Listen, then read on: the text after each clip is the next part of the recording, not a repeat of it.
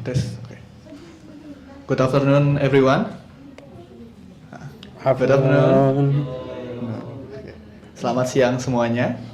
Siang. Sudah makan semua? Belum? Kita istirahat lagi kalau gitu ya. Oke. To introduce myself, my name is Iqbal Khalidin, also young researcher from Perludem. Dan pada siang ini kita akan sedikit campur-campur mungkin bahasanya, ibu bapak sekalian, rekan-rekan semua. Karena untuk selanjutnya akan ada suatu bahasan yang mungkin sedikit banyak sudah banyak kita singgung pada hari sebelumnya. Ibu bapak semua, bahasan ini pernah menjadi salah satu topik yang sebetulnya bukan topik yang baru, namun kemudian cukup banyak dibincangkan terutama pada tahun politik 2024. Itu adalah tentang isu politik dinasti.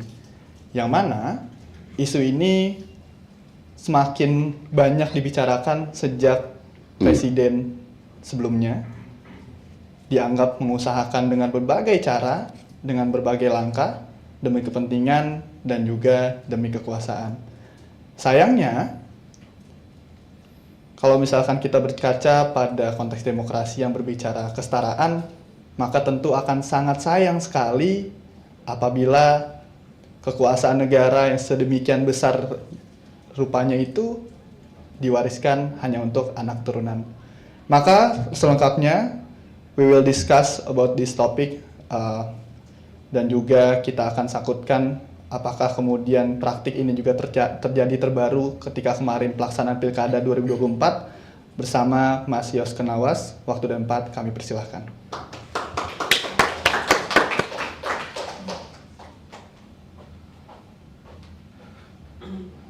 Okay, thank you for the introduction. So, good afternoon everyone. Assalamualaikum warahmatullahi wabarakatuh.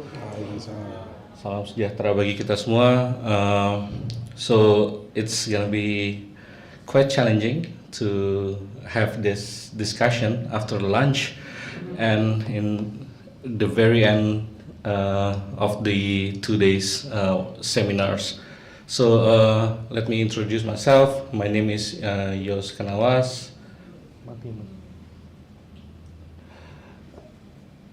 My name is Yos Kenawas and I'm a research fellow at the Institute for Advanced Research or IFAR at Universitas Katolik Atmajaya in Jakarta, and I'm also a researcher at the Indonesian Survey Institute or LSI.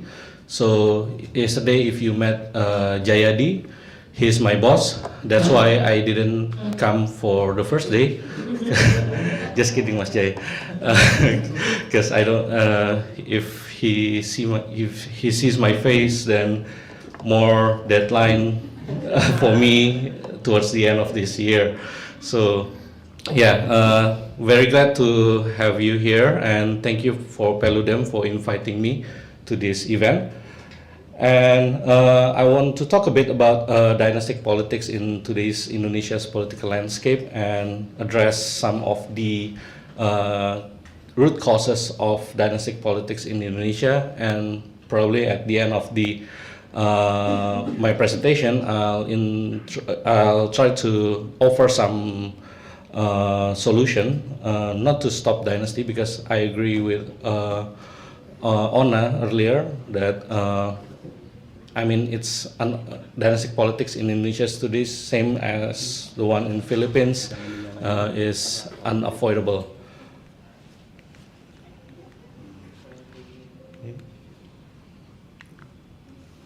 Okay, so as mentioned earlier, that this year is a dynastic year for Indonesia. So first and foremost, because for the first time in Indonesia's history, we have a direct dynastic succession at the national level when President Jokowi's son Gibran was elected to as the vice president. For those who are not familiar with Gibran, 4 years ago he was a martabak seller or sweet thick crab seller. And now he is the vice president of Indonesia. and I don't think you can find the same phenomenon in any part of the world, where 4 years ago you just sell martabak, and now you're the vice president. And I know when you see this picture, the soundtrack of Lion King might play in your head right now. But set that aside for a while. I just want to make a point that for the first time in Indonesia's history, we saw a direct dynastic succession at the national level. In the past, we had Megawati, but her tenure was preceded by 32 years of Suharto's regime, and also a brief period of Habibie and Gus Dur administrations. So that's why dynastic politics become a very hot topic in Indonesia throughout the end of 2023 and early 2024. And yeah, because we never see this in the election. I've been researching dynastic politics for about 14 years now, and I didn't expect that we would have someone who's the relative of a sitting president replace him immediately after he stepped down. So that's for the presidential election. And for the DPR, for the legislative branch of the government, dynastic politics is also taking root. And in a research by Prihartini and Halimatus Sadiah in 2022, in 2019, 131 dynastic legislators out of 475 elected DPR members, or about 22.78%, were dynastic politicians. And in 2024, the CSIS found that 138 legislators out of 580 elected DPR members, or 23.79%, are dynastic legislators, or they have relatives who occupied political offices both at the national and subnational level. And the number of dynastic politicians, if we deep dive further into the subnational level, the number will be much higher. Unfortunately, we don't have exact data for right now, because it's very difficult actually to track members of political dynasties, because unlike in the Philippines, we don't have national open access national registry data, and dynastic politics is a relatively new phenomenon in Indonesia. In the Philippines, it started since 1900, perhaps, yeah, or 1920s after the independence, but in Indonesia is relatively new, emerging only around late 2008, early to 2010. So these are the some data on the growth of political dynasties in Indonesia. This is only for those who won elected office at the subnational level. So basically, this graph tells you more dynastic politicians control subnational executive office from 2010 to 2020.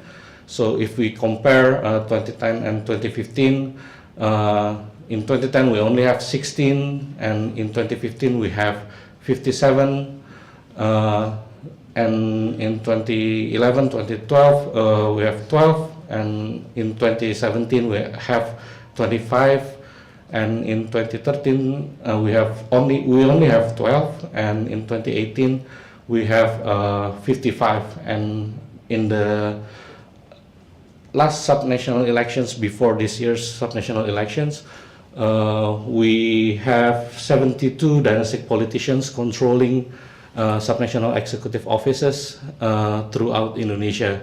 So this number is if you add all the numbers, it's then political dynasties or dynastic politics is not as prevalent in Indonesia. It's not as prevalent as the Philippines, but don't worry, we're getting there. We're getting quickly.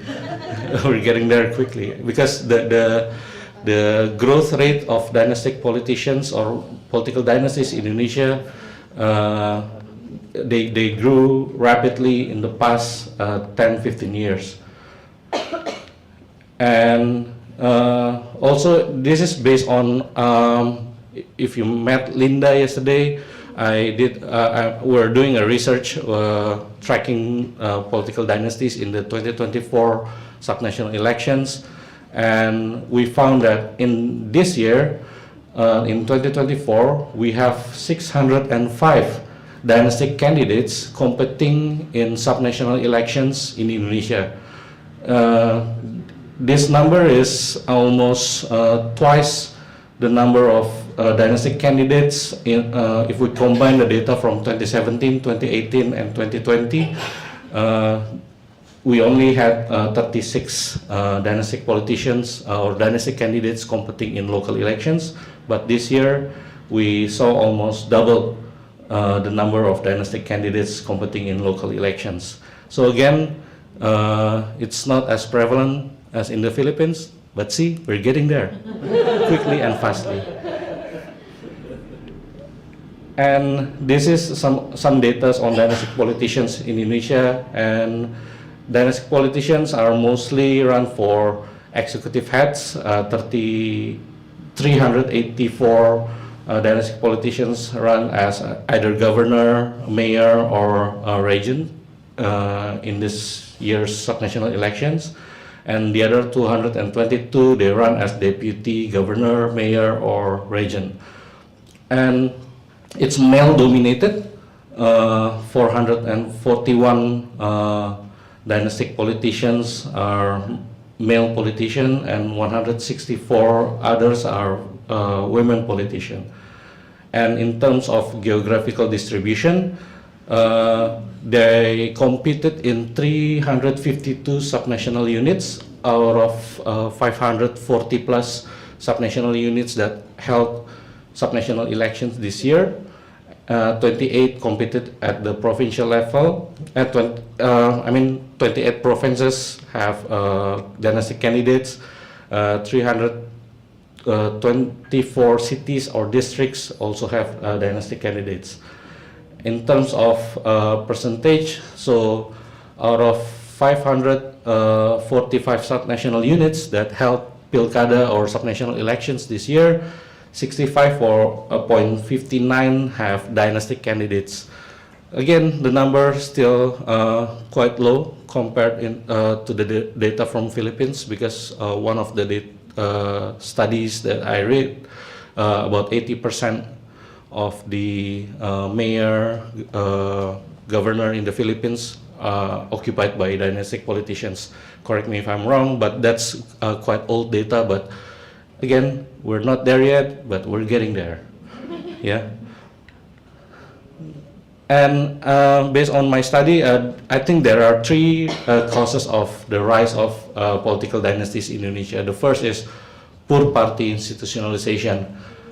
There's a symbiotic relationship between political parties and dynastic politicians. Political parties needs dynastic politicians to get votes during legislative elections, or they need dynastic politicians to fund their operation, day-to-day operation, because the membership, political parties cannot rely on membership fees or membership contributions.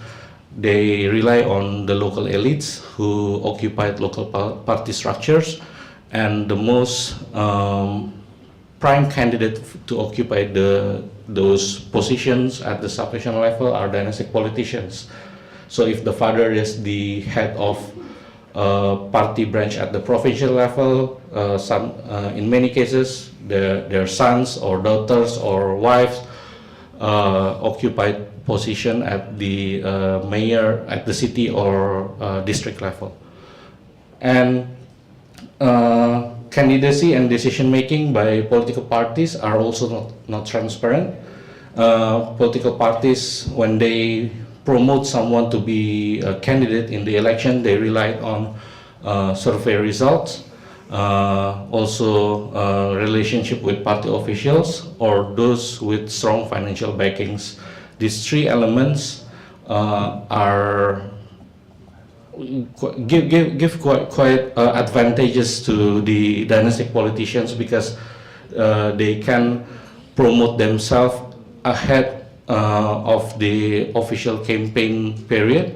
For example, just one example, in Sumatra, there's a wife of a regent who always appeared in the past 10 years in every local government's billboards or local government's achievements.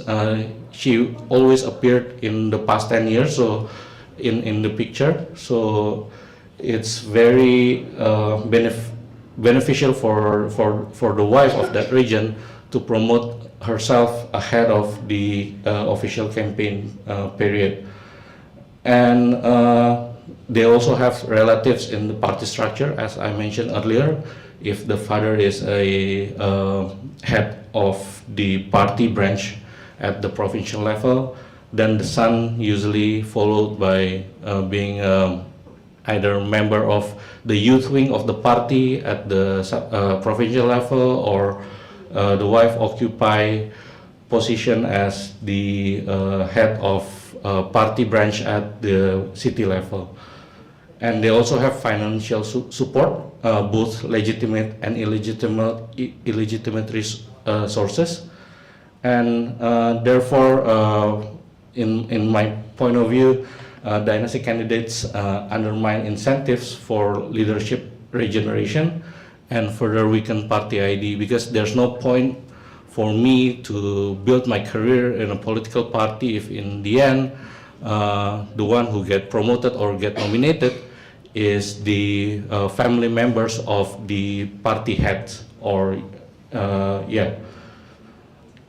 And the second cause is a high entry barrier to compete in elections.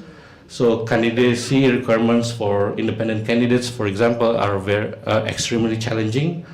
They have to get support from 6.5 to 10% of total eligible voters in that area, depending on the size of the electorates. And there's a rigorous factual verification process. And therefore, running as an independent is very costly for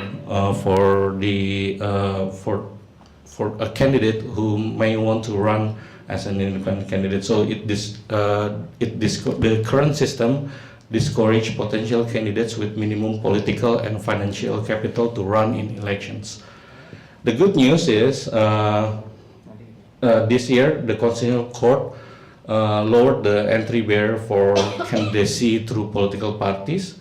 Lower candidacy, the court lowered the candidacy threshold by only requiring 6.5 to 10% of valid votes for a party to be able to nominate its candidates. But again,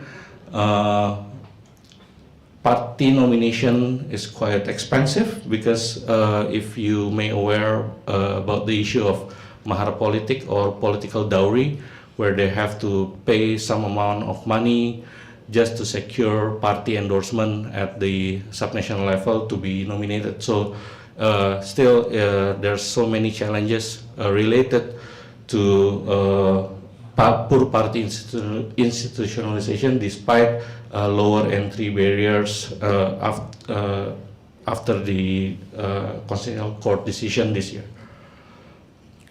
And last but not least is high cost of politics. The cost of engaging in money politics is relatively affordable for politicians. So doing money politics is nominally expensive, but relatively cheap compared to its potential profits. So for dynastic politicians, and not only for dynastic politicians, but for other politicians, engaging in money politics is very cheap, and the complexity and difficulty of exposing this practice of money politics require a very rigorous evidence for the Constitutional Court to annul or to cancel the result of subnational elections. And it's also, we also have a problem about regarding Bawaslu's limited capacity and authority in investigating money politics. And in some cases, I've heard some reports that the local EMBs or local supervisory body take some partisanship in conducting the election. And in this case, also dynastic politicians is also benefited because they can mobilize resources, including state resources, misuse of state resources. We discussed that earlier with Ona. And they also can mobilize civil servants, for example, to get the votes down to the village level, and finally to engage in money politics. So these three causes of the rise of political dynasties in Indonesia, if we reflect back and if we think again, it's not only about dynastic politics. It's the problem, the mother of all problems in today's Indonesia's democracy. So I always argue that dynastic politics is just symptoms rather than the cause of declining democracy in Indonesia. So it's the tip of the iceberg of more institutional and structural problems in Indonesia's democracy today. And just to conclude, dynastic politics in Indonesia is now omnipresent.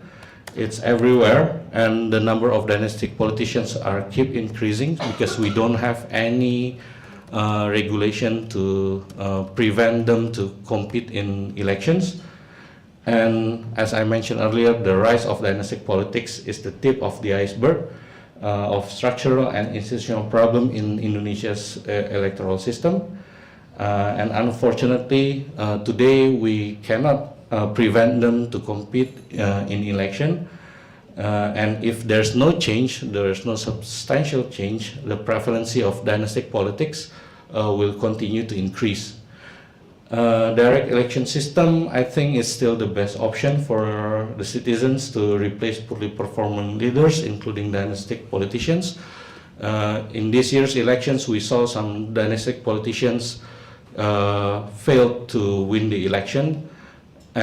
Some of the dynastic politicians lost from other political dynasties, but in other cases, we also see some non-dynastic candidates defeating the local political dynasties.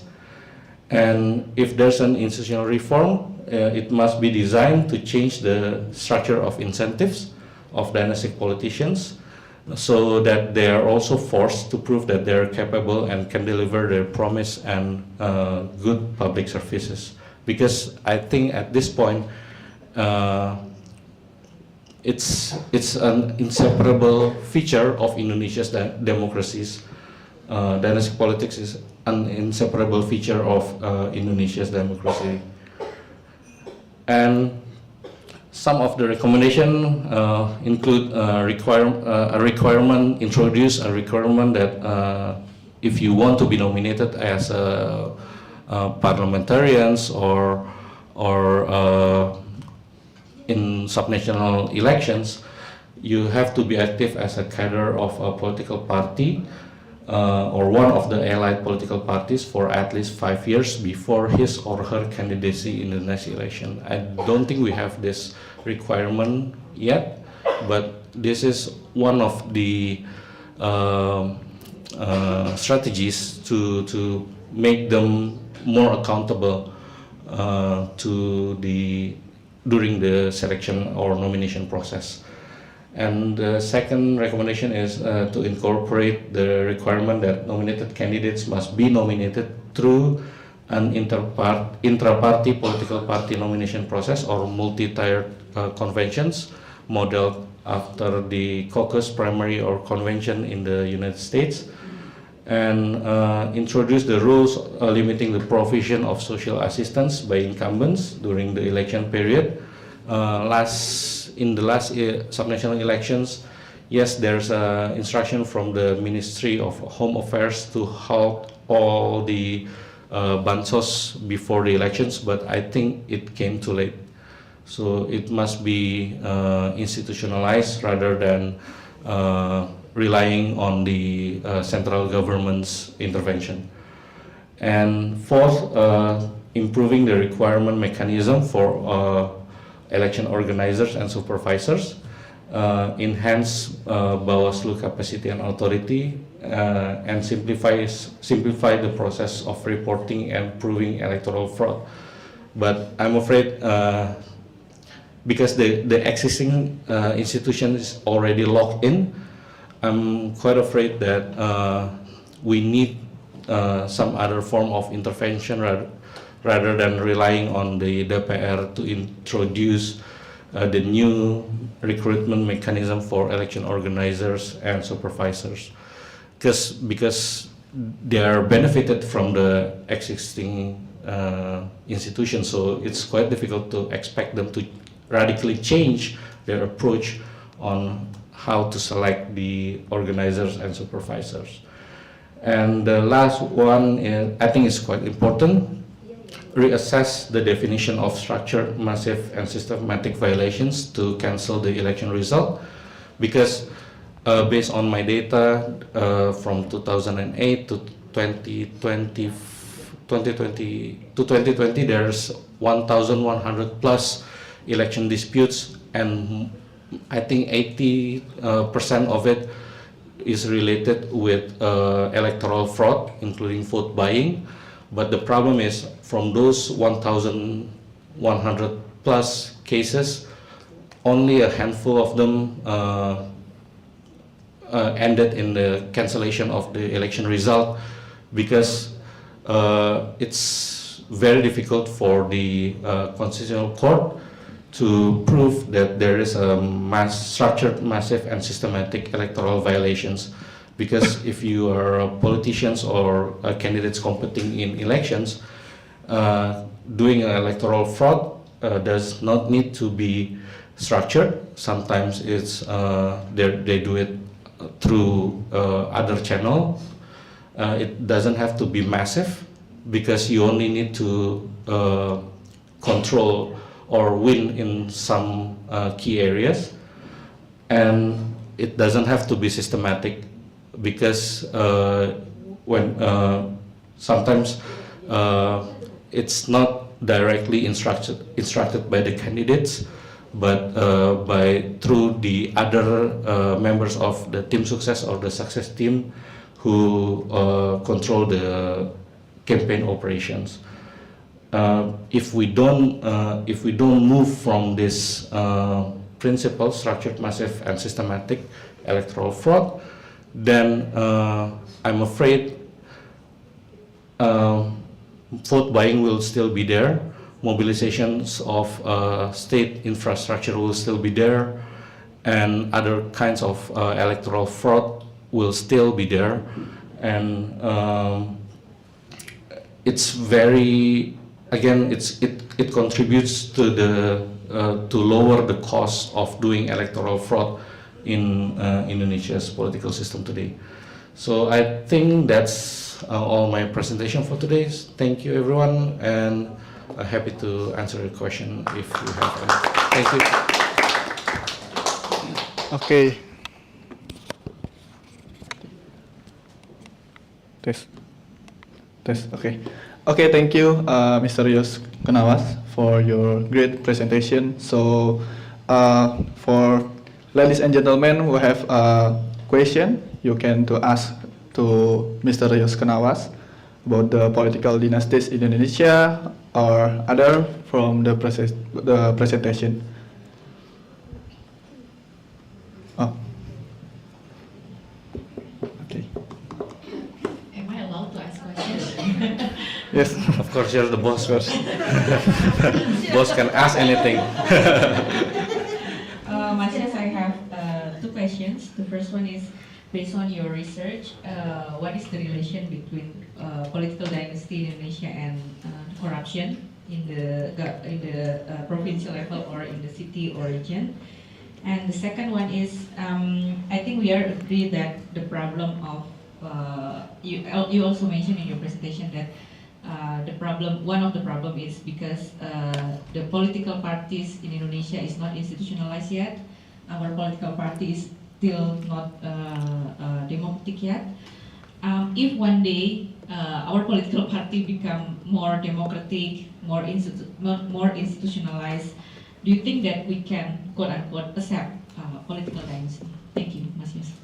Okay, thank you, Madines. So I think based on my research, there are at least 48 political families who already implicated in various corruption cases, and it's not directly related, but the most important feature of corruption case conducted by political dynasties is the nature of the corruption. It's generational corruption. So it's not only about the corruption conducted by one person, but by at least two persons who are involved in a familial relationship. And in some cases, I think there are some cases where the money from corruption was being used to fund the campaign of the other family members. So for example, in Kendari, based on the data from the anti-corruption court, we found that the money from Adriatma's corruption case in Kendari is being funneled or channeled for his father campaign as the governor of Southeast Sulawesi. It also happened in Cilegon, where the court transcript showed that the money from the father's corruption is being used for the campaign of his son electoral bid back in 2008 or 2010, I forgot. But it's because the nature of the corruption is quite different from normal corruption. It's generational, and because family tends to keep the secret tightly within the family, I think why many politicians wants to build political dynasties is also to protect themselves after they are no longer in power. So they keep the cabinet close, they keep their laci rapat-rapat, so the skeleton will never be found by other people. And that's the most important feature of corruption by dynastic politicians. And the other thing about corruption by dynastic politicians, and I'm truly sad about this situation, is this is especially when it comes to groups like women or youth. So these two groups, we always expect them to be more progressive or bring more representation to women and youth. But in some corruption cases, we saw that it's not only women but also for male candidates or male dynastic politicians. They're being used by their patriarchs to get the money.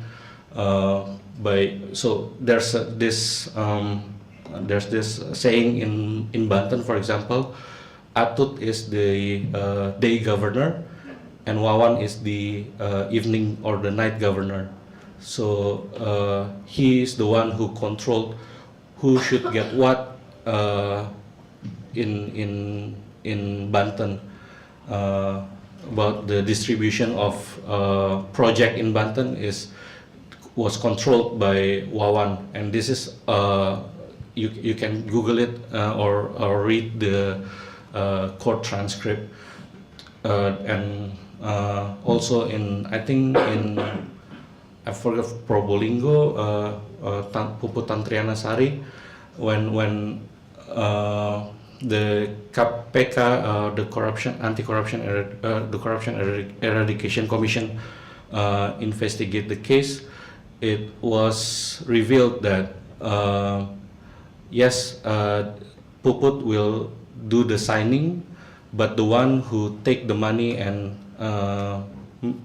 distribute the position for village heads was controlled by her husband, the former Bupati of Probolinggo. So that's to answer your question. And the second one was party institutionalization. So like it or not, today we have to accept the fact that it's an inseparable feature of Indonesia's democracy.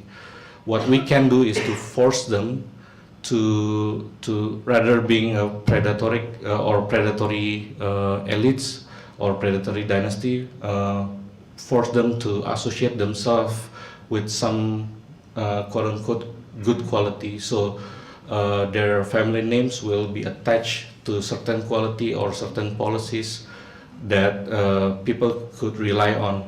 So for example, like it or not, we can debate about Jokowi, but if Gibran become a president, knock on wood, so if Gibran become a president, the policy will be most likely will follow Jokowi's trademark. So that's the bare minimum thing we can expect about political dynasties. But I think it's a hopeful thinking, because there's a lot of problems that we need to solve so that they can have the incentive to associate their family names with certain good qualities in policy making. Yeah. Thank you. Okay, thank you, Mr. Yos, for the answer. Anyone else want to ask? One, two, okay. Woman first. Okay. Thank you, Mas Yos. But with that being said, I just would like to know if we are ready to introduce a radical approach by limiting the terms of political dynasties, family members to compete in the elections or in office. Thank you. Yeah, I think we tried that once before. Back in 2014, there's an anti-dynasty clause where a family member of an incumbent cannot run in a subsequent election. There has to be a one period gap before they can run in the subsequent elections.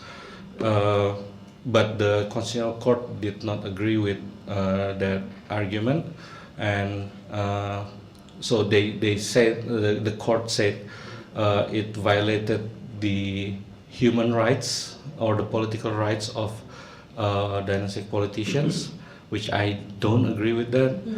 But that's what the MK said about when they canceled the anti-dynasty clause. The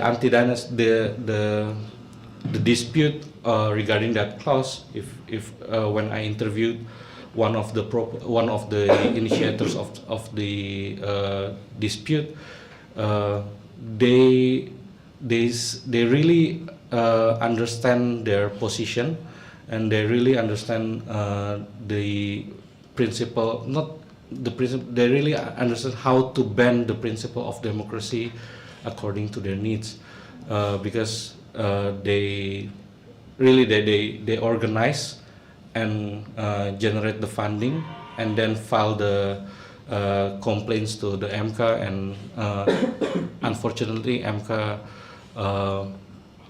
agreed with their argument.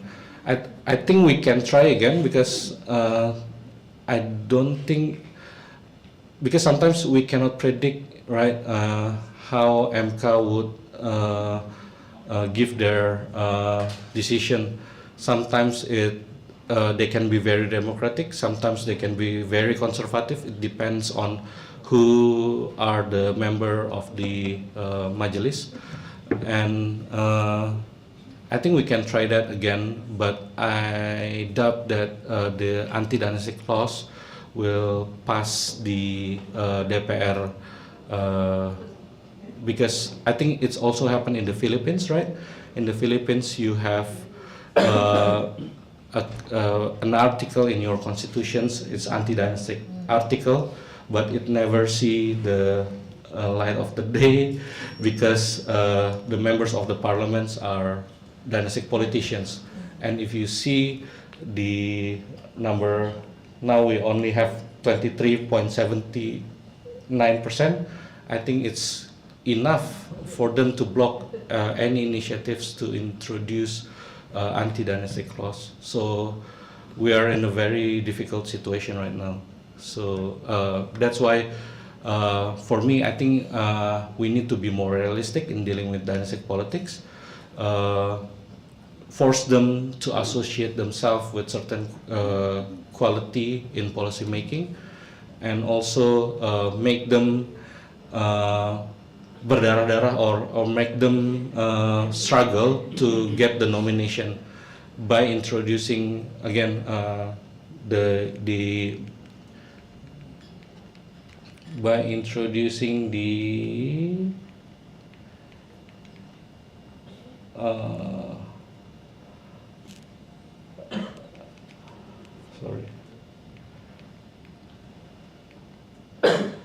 by introducing the requirement for intra-party nomination process through multi-tiered conventions, and also a requirement to prove themselves that they're an active cadre of a political party for at least 5 years before his or her candidacy. I think that's more realistic and can be acceptable for political parties. Yeah. Okay, thank you, Mr. Yus. And last question for Mr. Kochim. Yeah, thank you, Yus. I think this is a very insightful presentation. My question is, do you think dynasty politics or political dynasty is more of a problem in presidential system? Because looking at Indonesia and Philippines, it's more of a bigger problem there. I think in parliamentary, there is also political dynasty, but dari segi numbers, quantitative and qualitative, do you see any difference between the two systems? And also the mechanism to reduce political dynasty, is it the same or different in presidential and parliamentary system? The candidate selection process. Yeah. So I think it's the jury is still out regarding which system generates more dynastic politics, because if you go to Thailand also have the same problem, even though they're using parliamentary system, right? If you go to India also have the same issues, political dynasties at the subnational level, and also in their national parliament there's also some powerful families. And even for a country like Japan, dynastic politicians is also a problem. So although the number is lower compared to a presidential system, but I think the crux of the problem is not which system do you choose, but how political parties, the degree of political democratization within political parties. And if the political parties is not democratic, it's very easy to nominate dynastic candidates. If political parties are not rooted in the society, it's easier to nominate dynastic candidates, because if the party is rooted in the society, they have large membership from the society, then I think people who are really capable in the society can have the chance to compete in party nomination process. Yeah. Yeah. Oh yeah. Okay. One more. You can do question.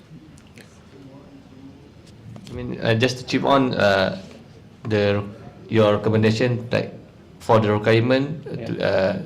for the political parties cadre to be at least active for 5 years, right? Yeah. So I mean, probably I didn't understand it now, but how do you imagine it to be? Does it like to be have in the law or regulations, or because I think probably we need to have to some balance also, right? I mean, probably some of the newer candidates like who are not active but also capable, Yeah. right? So when by introducing such laws, Yeah. probably that can limit also some potentials.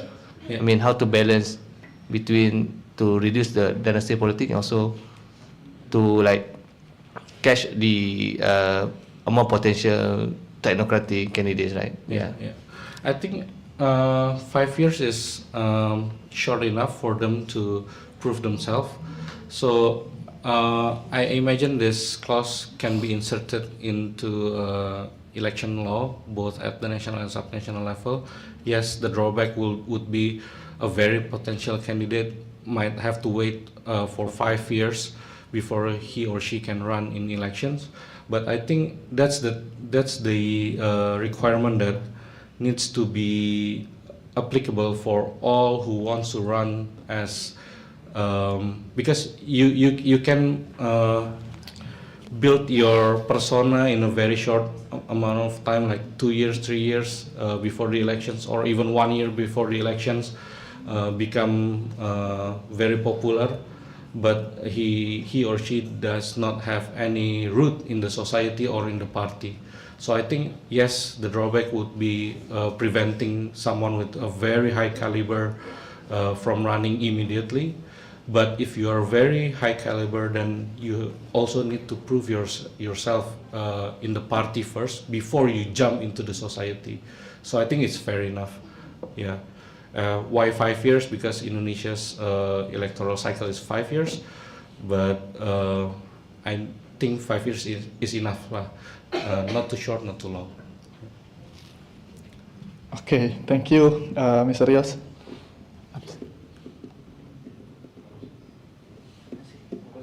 Oh, okay. Anyone else want to ask? 2%? Yes, please. Okay, thank you. So after the local elections, we know that one of the popular dynasty in Indonesia, in Banten province, they are defeated the dynasty by the great coalitions in Indonesia, Kim Plus. Yeah. So I wonder which is the worst. Is it a dynasty or Kim Plus at today's situations? Thank you. One more question. Yeah. Thank you so much. Yes, your presentation is very beautiful. Very good, yes. Your data is very important. Maybe Perludem and Rumah Pemilu want to make infographic for your data. I must permission with you. And I agree with your conclusion and recommendation, especially about poor political party institutionalization. Yes, but why you not recommended the just election system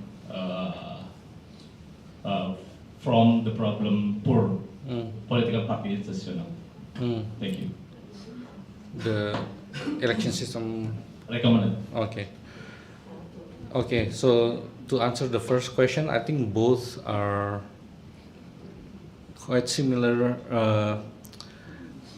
quite bad for Indonesia, both dynastic politics and the intervention from the national power.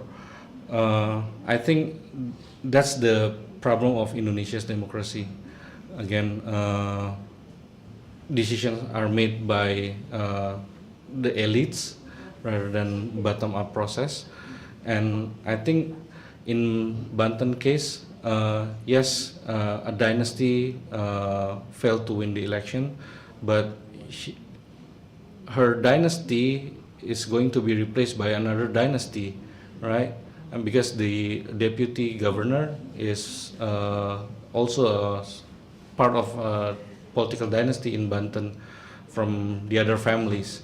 So it's like a Game of Thrones in Banten, and it's all rooted. The mother of all problems again is in party institutionalization, and we need to force the party to be more democratic. And it's also a segue to answer Mas Usep's questions. I think the problem is not which system you need to choose, whether it's presidential or parliamentary system, whether it's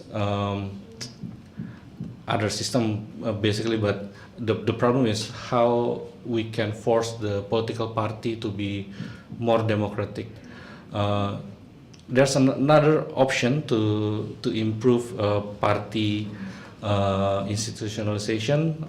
One theory would be closed list party system, but it's only it will only affect the legislative elections, I believe, not on the subnational elections. So again, it's even though if we still choose closed list party system, it doesn't guarantee it will cut the dynastic politics, because as long as the party is not democratized, again, any system they will adjust with the rule of the game. So they need to be because they're very savvy. They know how the game is played, and that's why we need to address the root cause rather than finding a quick fix to this kind of issue. Yeah. Okay, enough? Okay. Okay, thank you for great presentation and answer from Mr. Yos Kenawas. Because this last discourse for today, before recommendation and conclusion, I think you have some closing statement maybe? Okay. I think, first, if you want to address the issue of dynastic politics, we need to address the root cause of the problem of Indonesia's democracy, rather than finding a quick fix. Because if you only try to find a quick fix, we will be always in the trial and error mode of democracy. Yes, democracy requires trial and error, but come on, we already transitioned for about almost 25 years now, more than 25 years, and we're still doing trial and error, I think. But we all know that the root cause of all problems in today's Indonesia's democracy is democracy within political parties. I don't suggest that we should be allergic to political parties. Instead, we need to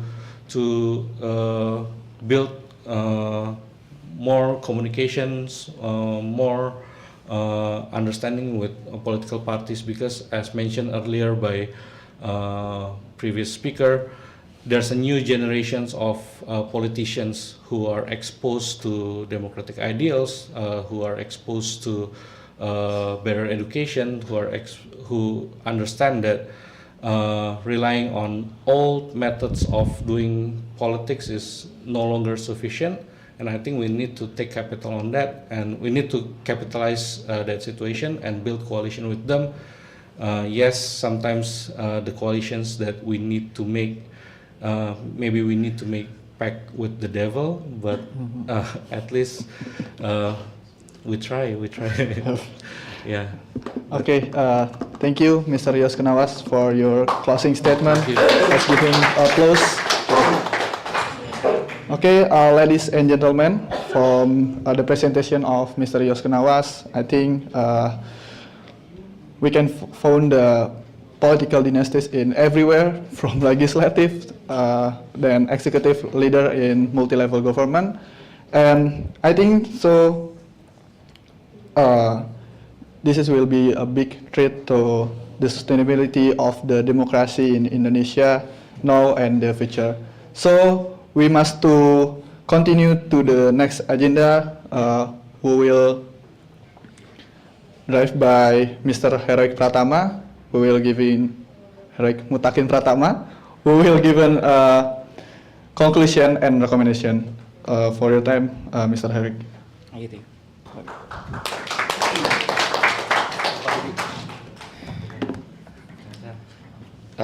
Thank you, Iqbal.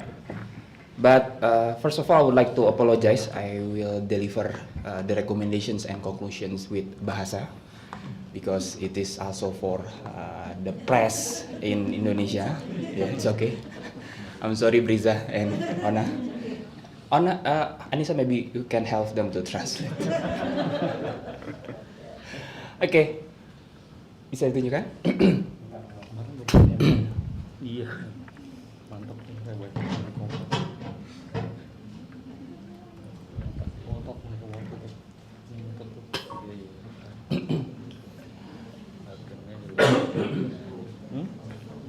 Udah berani, udah merasa cukup asik dia.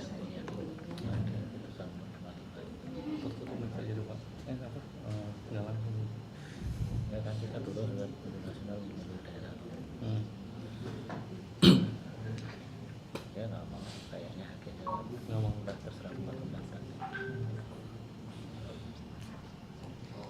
Kan di keputusan nomor 5 tahun. Oke, terima kasih. Pertama, saya ingin mengucapkan terima kasih dulu kepada semua pembicara. Sejak kemarin ada Pak Jayadi Hanan, ada Pak Burhanuddin Muhtadi, lalu ada Pak Ward Baron Scott, ada juga Profesor Amalinda, Mbak Linda, Mbak Ninis, Bang Ferry, dan today event I would like to also thank you to our friend, our best friend from neighborhood, Bersih, Ashraf Kohin, also Ona from Lente, and also Briza from Anvrel for taking your time to deliver your ideas and sharing your experience related with the electoral reform, especially for listener for us to how to advocate the electoral reform in Indonesia. Nah, Bapak Ibu dan teman-teman semua, seperti kita ketahui bahwa perubahan desain sistem pemilu ini menjadi selalu isu krusial dalam 5 tahun sekali, khususnya pasca pemilu, gitu ya. Dan yang kita tahu juga bahwa yang terbaru ada wacana untuk mengubah desain pemilu kepala daerah kita menjadi tidak langsung melalui DPRD. Dan kita masih ingat betul bahwa pasca pemilu 2024 kemarin, mayoritas partai peserta pemilu bilang bahwa pemilunya ini brutal gitu ya, mahal gitu ya, dan juga perlu adanya evaluasi dan perbaikan ke depan. Nah, jika kita lihat memang dalam konteks ini sebagai seperangkat variabel yang bertugas untuk mengkonversi suara ke kursi, sistem pemilu ini bisa dibentuk sedemikian rupa begitu ya. Nah, jika kita lihat memang namun tujuannya perlu dilaksanakan pada prinsip fundamental untuk memperkuat sistem politik demokrasi kita. Yang dalam hal ini ada 3 aspek, yaitu adalah partisipasi, representasi, dan transparansi. Bahkan ada konsensus dari berbagai literatur yang menunjukkan bahwa pemilu itu bisa dikatakan demokratis jika terjadi adanya kompetitif, ada yang dilakukan secara bebas, berintegritas, dan juga adil. Karena kalau kita tahu banyak juga negara non-demokratis tetap melakukan pemilu, tetapi misalnya di sini saya mengutip studinya Skadler, bahwa mereka menempatkan pemilu hanya sebatas formalitas. Dalam hal ini disebut sebagai electoral authoritarianism. Dia hanya untuk melabeli dan melegitimasi rezim otoriter sehingga kemudian menyelenggarakan pemilu. Nah, dari hal inilah kemudian Bapak Ibu semua, kita perlu menempatkan desain perubahan di sistem pemilu ke depan lebih pada aspek dalam memperkuat prinsip-prinsip dasar demokrasi. Bukan kemudian kita setback ke dalam negara-negara yang non-demokratis menempatkan pemilu hanya sebatas formalitas belaka. Nah, untuk hal itu misalnya, pilihan-pilihan mendasar dari variabel sistem pemilu, kemarin kita mendengar bagaimana Mas Jayadi Hanan, Mas Burhanuddin Muhtadi menjelaskan bahwa sistem pemilu ini bukan hanya sebatas seperangkat teknis, tetapi dia juga berdampak terhadap aspek keterwakilan, sistem pemerintahan, sistem kepartaian, bahkan juga terhadap perilaku dari pemilih dan peserta pemilu dan juga manajemen pemilu. Sehingga ketika memang ada argumentasi yang menyatakan bahwa merubah sistem pemilu langsung menjadi tidak langsung karena high cost politik, kita tidak berarti kemudian merubah secara fundamental. Tetapi kita perlu lihat dan identifikasi lebih jauh bagaimana variabel-variabel pilihan sistem pemilu yang kita gunakan itu berdampak terhadap high cost politics tersebut. Termasuk misalnya kemarin juga disampaikan oleh Mas Burhan bahwa ada satu studi klasik yang dilakukan oleh Maurice Duverger yang disebut dengan Duverger's Law. Pilihan sistem pemilu itu kalau proporsional atau pluralitas mayoritas, dia secara otomatis bisa berdampak terhadap sistem proporsional, sistem kepartaian multipartai, dan sedangkan sistem pluralitas mayoritas berdampak terhadap sistem dua partai. Ada juga beberapa studi yang menunjukkan kolerasi antara pilihan sistem pemilu ini berdampak terhadap perilaku dari para pemilih dan juga peserta pemilu, dari pilihan proporsional ataupun pluralitas mayoritas terhadap praktek vote buying, dan juga kita bisa melihat bagaimana aspek manajemen pemilu ikut terdampak di dalamnya dari pilihan-pilihan sistem pemilu tersebut. Nah, maka dari itu Indonesia Electoral Reform Outlook Forum yang diselenggarakan oleh Perkumpulan untuk Pemilu dan Demokrasi berusaha mengidentifikasi variabel-variabel dari sistem ini yang kemudian untuk memperbaiki permasalahan terjadi tanpa harus menghapus misalnya praktek pilkada langsung yang menghilangkan hak politik warga negara dan menurunkan standar serta kualitas sistem politik demokrasi di Indonesia. Ada beberapa rekomendasi yang kami sampaikan di dalam kegiatan ini. Yang pertama, saya diturunkan. Nah, jika kita lihat misalnya ini kami kutip dari presentasi yang disampaikan Pak Jayadi Hanan kemarin misalnya. Reformasi pemilu sering disebabkan oleh dua faktor utama. Pertama yaitu adalah power interest yang didominasi oleh electoral outcome benefit, di mana kemudian perubahan desain pemilu itu ditujukan untuk menguntungkan atau menghasilkan status quo. Yang kedua adalah untuk menghasilkan democratic values, dalam hal ini untuk mendesain pemilu dalam rangka mengokohkan prinsip-prinsip dasar demokrasi. Sehingga dalam hal ini ketika reformasi pemilu dilakukan dan lebih banyak pada dominasi kekuasaan, maka reformasi pemilu itu tidak akan menyelesaikan permasalahan dan justru akan menghasilkan satu permasalahan baru. Nah, untuk itu penting mendudukan tujuan utama. Sebelum kita melihat lebih jauh variabel-variabel teknis dari sistem pemilu ini, kita tempatkan terlebih dahulu tujuan utama dari reformasi pemilu itu adalah untuk memperkuat democratic values tadi, untuk memperkokoh nilai-nilai demokrasi, bukan untuk kemudian mencederai nilai-nilai demokrasi tadi. Itu yang pertama. Nah, yang kedua, reformasi pemilu sering terjadi dalam dua bentuk, dalam dua kategori, dalam trajektori perubahan desain sistem pemilu di Indonesia. Yang pertama adalah major reform atau perubahan yang sangat fundamental, yang ini berkaitan dengan perubahan dari pemilu tidak langsung menjadi langsung seperti yang terjadi di Indonesia pasca amandemen konstitusi. Ada purifikasi sistem presidensial di Indonesia yang sebelumnya presiden dipilih melalui legislatif, melalui MPR. Setelah amandemen ada pemilihan langsung di mana kemudian presiden dipilih langsung oleh rakyat di tahun 2004, dan 1 tahun setelahnya ada pemilihan kepala daerah yang dilakukan secara langsung juga. Nah, ini dalam kategori yang major reform. Kategori yang kedua adalah minor reform. Nah, minor reform ini adalah perubahan dari variabel-variabel dari sistem pemilu yang kemudian dia tidak secara fundamental, melainkan berkaitan dengan aspek seperti misalnya kita berubah dari sistem proporsional tertutup ke terbuka di pemilu 2009 pada waktu itu. Lalu juga misalnya adanya peningkatan parliamentary threshold yang kita terapkan sejak 2009 sampai dengan 2024 ini, atau juga penataan berkaitan dengan besaran daerah pemilihan dan seterusnya. Nah, dalam konteks Indonesia, major reform tidak diperlukan kembali karena sistem pemilu sudah dilakukan secara langsung di setiap tingkatan, mulai dari nasional sampai dengan lokal, yang mampu mengokohkan democratic values tadi.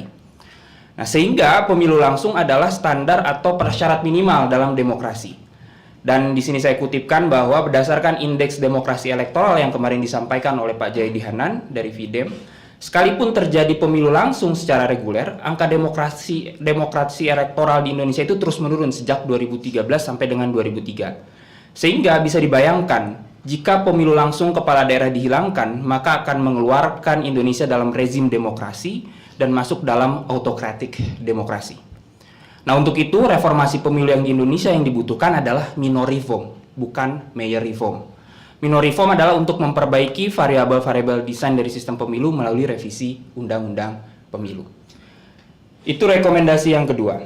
Yang ketiga, perubahan desain pemilu perlu difokuskan pada variabel yang menghasilkan permasalahan yang ditimbulkan, yang seperti kita bahas selama 2 hari ini, berkaitan dengan efisiensi dan efektivitas tata kelola pemilu dan juga pemerintahan, dan juga pelanggaran pemilu misalnya, tingginya biaya politik, politik uang, dan rendahnya aspek keterwakilan perempuan. Nah, untuk itu terdapat beberapa variabel sistem pemilu yang dapat diperbaiki untuk mengatasi permasalahan tersebut. Pertama adalah desain waktu penyelenggaraan pemilu. Yang kedua adalah pilihan sistem pemilu atau yang kita kenal sebagai balloting structure. Dan yang ketiga adalah dana kampanye. Dan yang terakhir adalah sistem keadilan pemilu atau electoral justice system. Yang pertama berkaitan dengan desain pemilu serentak 5 surat suara, pemilu presiden, DPR, DPRD provinsi, DPRD kabupaten kota, dan DPD. Dari bahkan dari hampir setiap pembicara kita di hari pertama kemarin menyebutkan bahwa ini menjadi sumber utama permasalahan dari permasalahan pemilu yang ada di Indonesia. Nah, jika kita lihat misalnya permasalahan itu muncul dari aspek adanya kebingungan pemilih, aspek unmanageable penyelenggaraan pemilu kita, termasuk misalnya kemarin Mas Burhan menunjukkan data angka statistik yang meningkat bahwa praktek politik uang itu semakin meningkat ketika pemilu serentak mulai diselenggarakan di 2019. Dan angka toleransi terhadap praktek politik uang juga meningkat, seperti itu. Bahkan pengaruh faktor pemilih yang kemudian menentukan pilihannya berdasarkan praktek politik uang juga meningkat pasca 2019. Nah, salah satu argumen yang kemarin disampaikan juga oleh Mas Burhanuddin Muhtadi dalam presentasinya adalah situasi ini tidak terlepas dari adanya jumlah kandidat yang semakin meningkat di dalam pemilu serentak 5 surat suara tersebut yang totalnya sampai dengan 20.462. Nah, itu permasalahan yang pertama. Nah, yang kedua adalah pemilu serentak juga yang kita tahu bahwa pemilu serentak di 2024 ini bukan hanya untuk memilih lembaga-lembaga legislatif nasional hingga lokal dan juga presiden, tetapi juga untuk memilih kepala daerah yang baru saja diselenggarakan 27 November kemarin begitu ya. Nah, studi yang disampaikan Mas Burhan juga kemarin menyampaikan bahwa pilkada yang diselenggarakan pasca pemilu presiden di tahun yang sama itu berdampak terhadap hadirnya kartel politik.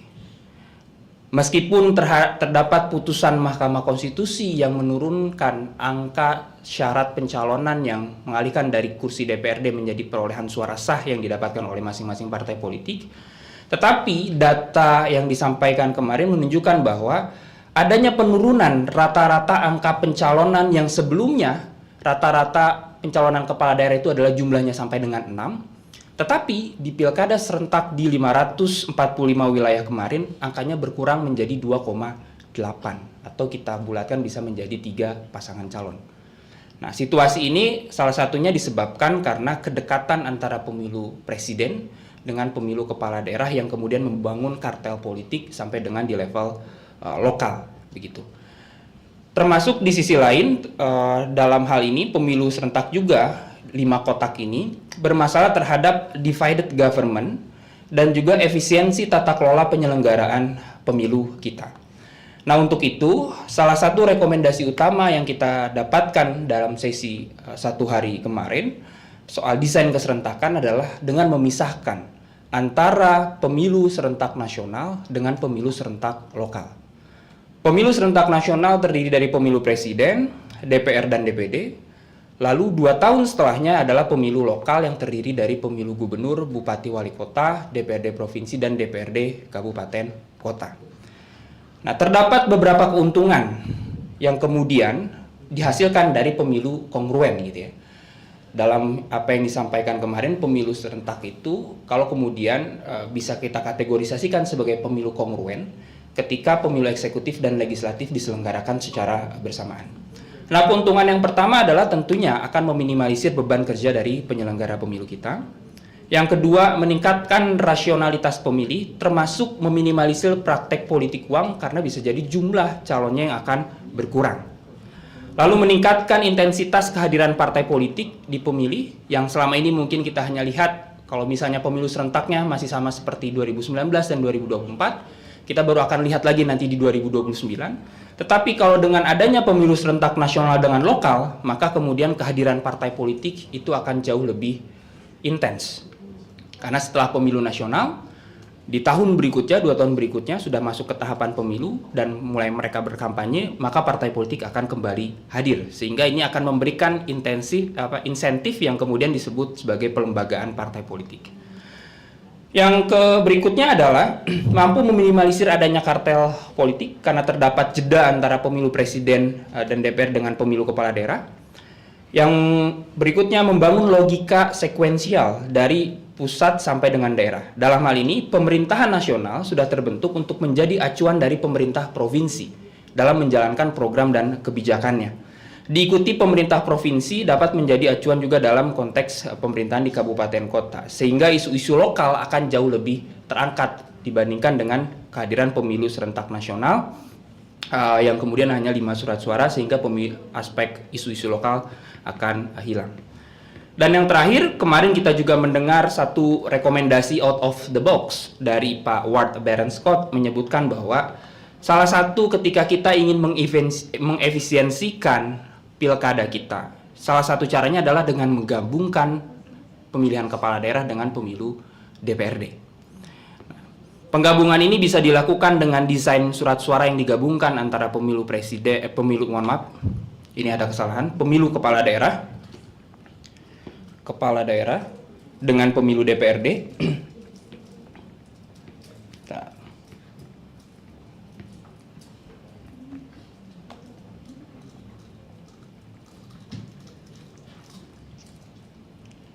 Seperti itu, dan juga pemilu kepala daerah dengan DPRD, sehingga dapat meminimalisir praktek mahar politik tersebut. Itu rekomendasi yang keempat. Rekomendasi yang kelima, sistem pemilu proporsional terbuka yang Indonesia adopsi ternyata juga ikut berdampak terhadap perilaku kandidat dan strategi kampanye. Hal ini ditunjukkan lewat kompetisi internal partai, di mana kandidat tidak hanya bersaing dengan partai lain, tetapi antar kandidat di internal partai, sehingga untuk mengamankan suara personal. Pilihan pada proporsional terbuka membuat adanya diferensiasi antara calon lebih terbuka, lebih tertutup dibandingkan dengan diferensiasi programatik dan juga partai. Ini yang kemarin disampaikan oleh Mas Burhanuddin tadi. Sehingga salah satu aspek diferensiasi yang mengemuka dalam konteks proporsional terbuka adalah praktek jual beli suara, seperti itu. Nah, dalam hal ini misalnya terdapat 3 kemungkinan kenapa jual beli suara ini terjadi di dalam proporsional terbuka. 1, persaingan antar calon yang ketat. Jumlah pemilih partisan yang semakin sedikit karena data menunjukkan bahwa party identifications di pemilu 99 itu sampai dengan 80%. Tapi kemudian di 2004 menurun menjadi 60%, dan di 2009 itu menurunnya sangat drastis sampai terakhir itu di angka 12%. Karena sehingga berdampak terhadap partisanship dari para pemilih kita yang semakin menurun, sehingga aspek politik uang ini semakin meningkat gitu. Dan proporsional terbuka juga ikut membutuhkan sedikit suara untuk mengalahkan teman separtainya, sehingga jual beli suara atau politik uang ini menjadi satu aspek untuk mendapatkan tambahan suara tersebut. Kombinasi antara pemilu serentak 5 surat suara dengan proporsional terbuka ini ikut berkontribusi terhadap praktik politik uang. Namun demikian, sistem pemilu proporsional terbuka juga memberikan satu hal baik, salah satunya adalah meningkatkan pluralisme keterwakilan politik, seperti itu. Sehingga salah satu rekomendasi ke depan perlu dilakukan penataan ulang sistem pemilu legislatif dengan mencari alternatif pilihan lain. Tetapi tetap dapat mengakomodasi pluralitas politik dalam konteks keterwakilan di parlemen, dan juga dapat mengembalikan persaingan yang berbasis programatik bukan personalistik. Nah, misalnya kemarin Mas Burhan juga menyampaikan salah satu alternatifnya adalah dengan penjajakan terhadap sistem pemilu campuran. Nah, berikutnya Pak Ward Scott menyampaikan soal pentingnya aspek reformasi keuangan partai. dan juga dana kampanye yang perlu dilakukan untuk menyelesaikan persoalan hadirnya dana-dana ilegal, termasuk juga praktek biaya politik tinggi. Nah, salah satu cara yang dapat dilakukan adalah dengan meningkatkan bantuan dana negara untuk partai politik, karena selama ini bantuan dana negara di kampanye itu bersifat in kind atau tidak langsung melalui pembiayaan media cetak dan elektronik ataupun alat peraga, sedangkan dana negara dalam bentuk fresh money itu tidak diperbolehkan untuk kegiatan kampanye. Dampaknya partai politik memanfaatkan dana-dana dari individu calon anggota legislatif yang semakin memperlemah aspek pelembagaan partai tadi, begitu ya. Pada sisi lain juga diperlukan reformulasi batasan sumbangan dan pengeluaran dana kampanye yang dibarengi dengan mekanisme audit dana kampanye investigatif, dan perlu adanya transparansi pelaporan dana kampanye, transparansi dan akuntabilitas pelaporan dana kampanye. Rekomendasi ketujuh berkaitan dengan keterwakilan politik perempuan yang disampaikan oleh Mbak Amalinda Safirani. Ternyata faktanya masih belum mencapai angka critical mass dengan jumlah minimal 30%. Nah, faktor institusi menjadi salah satu faktor utama yang kemudian melatar belakangi masih rendahnya. Yang dicontohkan kemarin adanya mekanisme pembulatan ke bawah yang dilakukan oleh peraturan KPU sehingga berdampak terhadap menurunnya jumlah calon anggota legislatif perempuan. Tapi di sisi lain, aspek kekerasan politik terhadap perempuan juga ikut berkontribusi terhadap rendahnya angka keterwakilan politik perempuan. Dan di sisi lain, kemarin juga disampaikan bahwa meskipun ada peningkatan jumlah anggota legislatif perempuan di DPR dari pemilu 2019 ke 2024, tetapi ini didominasi oleh rute elit, di mana kemudian berbasiskan dinasti politik juga. Sehingga ke depan penting perlu adanya penataan regulasi mengenai kuota pencalonan, salah satunya dengan memurnikan kuota pencalonan 30% bukan lagi di antara 3 calon, tetapi di antara 2 calon terdapat 1 perempuan, dan adanya perbaikan tata kelola rekrutmen partai politik khususnya perempuan. Berikutnya, aspek penegakan hukum pemilu yang lemah dan sistem keadilan pemilu yang kemudian lemah juga ikut berkontribusi terhadap praktek fenomena jual beli suara dan berbagai malapraktek pemilu, salah satunya adalah penyalahgunaan sumber daya negara. Kemarin Ferry Amsari dan juga kita sudah mendengar tadi teman-teman kita dari Filipina dan juga dari teman Anfrel menyampaikan bahwa aspek electoral justice system itu menjadi satu aspek yang penting untuk kemudian meminimalisir adanya malapraktik dan juga electoral fraud, guna meminimalisir adanya abuse state resource atau penyalahgunaan sumber daya negara seperti itu. Sehingga ke depan perlu adanya upaya untuk mereformasi desain sistem keadilan pemilu kita. Dan yang berikutnya, baru saja kita dengar tadi dari Mas Yos, adanya peningkatan politik dinasti di Indonesia dari 2019 di pemilu DPR sebanyak 131, kemudian di 2024 menjadi 138, dan di Pilkada menjadi 605 kepala daerah, begitu ya. Yang kemudian ini akan berdampak terhadap unequal playing battlefield dalam pemilu kita. Bahkan tadi juga menyampaikan punya dampak terhadap aspek korupsi politik. Nah, untuk itu salah satu rekomendasi yang tadi disampaikan adalah penguatan intraparty demokrasi atau demokratisasi di internal partai, yang kemudian penting dalam proses seleksi itu melalui proses seperti kaukus, primary, konversi yang secara terbuka, begitu ya. Dan juga misalnya ada prasyarat di mana untuk mencalonkan diri di dalam jabatan-jabatan publik melalui pemilu itu ada syarat minimal yaitu 5 tahun menjadi kader atau anggota partai. Dan terakhir, revisi Undang-Undang Pemilu yang mengatur penataan ulang variabel dari sistem pemilu ini perlu menghadirkan meaningful participations yang melibatkan banyak pihak seperti publik, organisasi masyarakat sipil, akademisi, serta selain itu pembahasannya perlu dilakukan secara terbuka.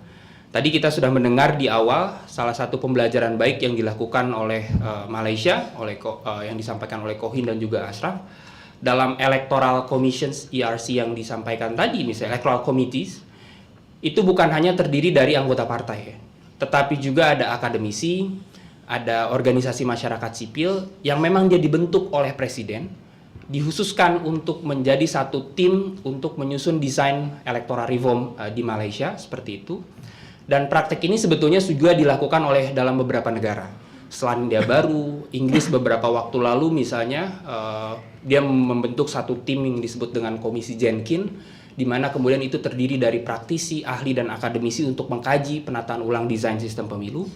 Dan ke depan saya kira ini menjadi satu praktek yang baik untuk Indonesia ke depan, bagaimana dalam perumusan revisi Undang-Undang Pemilu ini, dan ini juga sudah diingatkan oleh Mahkamah Konstitusi dalam setiap pembahasannya bahwa perlu adanya meaningful participation dengan melibatkan publik, organisasi masyarakat sipil, akademisi yang dilakukan secara terbuka. Nah, Bapak Ibu, itu yang bisa saya sampaikan dan saya rangkum rekomendasi dan juga catatan-catatan dari presentasi yang sudah disampaikan oleh kurang lebih 11 narasumber kita sejak kemarin sampai dengan hari ini. Dan tentunya nanti laporan lengkap dari hasil konferensi kita selama 2 hari ini akan kita sampaikan dan kita akan publikasikan sehingga nanti kita bisa dapat satu gambaran yang secara utuh.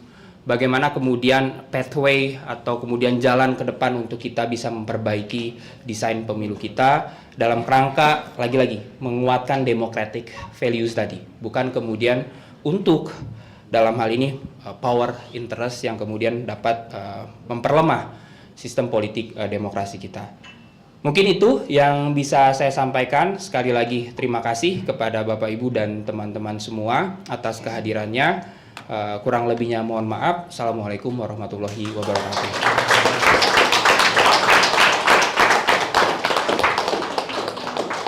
Saya mau mengundang Mbak Ninis. Ada yang mau disampaikan sebagai penutup?